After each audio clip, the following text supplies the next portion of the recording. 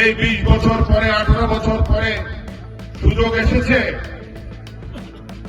আপনাদের সেই আপনাদের উপর হওয়া আমাদের উপর হওয়া সেই অত্যাচার নির্যাতনের প্রতিশোধ নেওয়া। কিন্তু প্রতিশোধ আমরা কিভাবে নেব? আওয়ামী লীগ যেটা করছে আমরা সেটা করবো?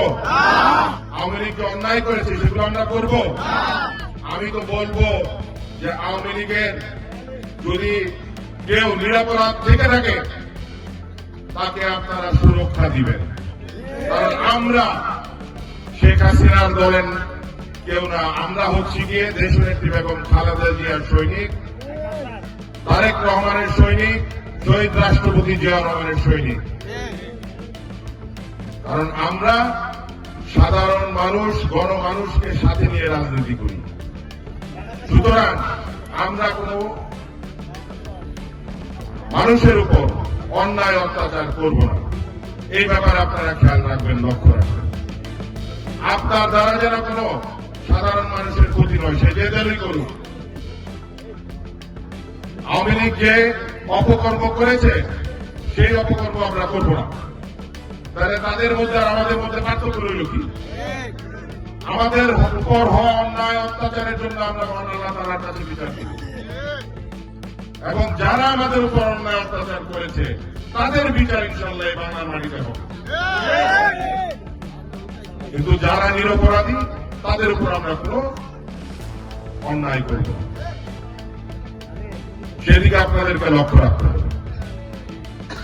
কারণ আমাদের নেত্রী দেশনেত্রী বেগম খালেদা জিয়া কোন নিরপরাধের উপর কখনো অন্যায় করেন নাই, এবং উনি সকল দলমত সকলকে উনি ভালোবেসেছেন। এজন্যই উনি বাংলাদেশের অভিভাবক হয়ে উঠেছিলেন। এবং উনারই সন্তান বাংলাদেশ জাতীয়তাবাদী দলের মাননীয় চেয়ারম্যান তারেক রহমান দলের হাল ধরেছেন, দীর্ঘদিন রাজপথে আমাদেরকে এই ফ্যাসিবাদ বিরোধী আন্দোলনের নেতৃত্ব দিয়েছেন। উনি গত 25 তারিখে দেশে এসেছেন। আপনারা দেখেছেন ঢাকা শহর জনসমুদ্রে পরিণত হয়েছিল। এই যে সম্মান, মহান আল্লাহ তাআলা যাকে সম্মান দিতে চায় কেউ আটকায় রাখতে পারে? মহান আল্লাহ তাআলা আমাদের তারেক রহমান সাহেব যখন দেশে আসছেন, প্রত্যাবর্তন হয়েছে সে ঐতিহাসিক প্রত্যাবর্তন।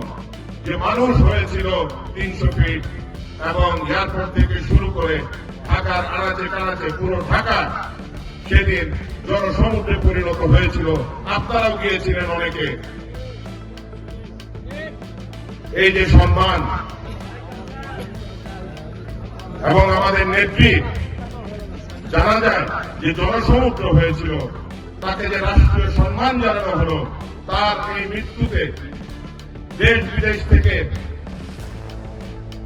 মানুষ, যারা বিদেশের রাষ্ট্রপ্রধান, তারা বার্তা পাঠিয়েছেন, শোক পাঠিয়েছেন, এবং তাদের দেশের প্রধানমন্ত্রী থেকে শুরু করে অনেক দেশের পররাষ্ট্রমন্ত্রীরা তারা এখানে চলে এসেছিল।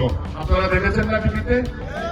উনি তো কোন প্রধানমন্ত্রী এখন ছিলেন না, তারপরও ওনার জানাজায় অংশগ্রহণ করার জন্য বিভিন্ন দেশে মন্ত্রীরা ছুটে এসেছিল, রাষ্ট্রপ্রধানরা শোক বার্তা পাঠিয়েছেন, এখনো পাঠাচ্ছেন। এই যে সম্মান,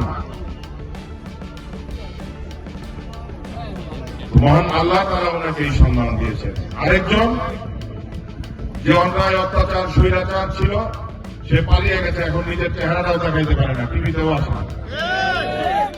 আসে টিভিতে? আর কোন ছবি দেখছেন গত 13 বছরে? খালি ওই ভয়েস ছাড়ে না, অডিও রেকর্ড ছাড়ে।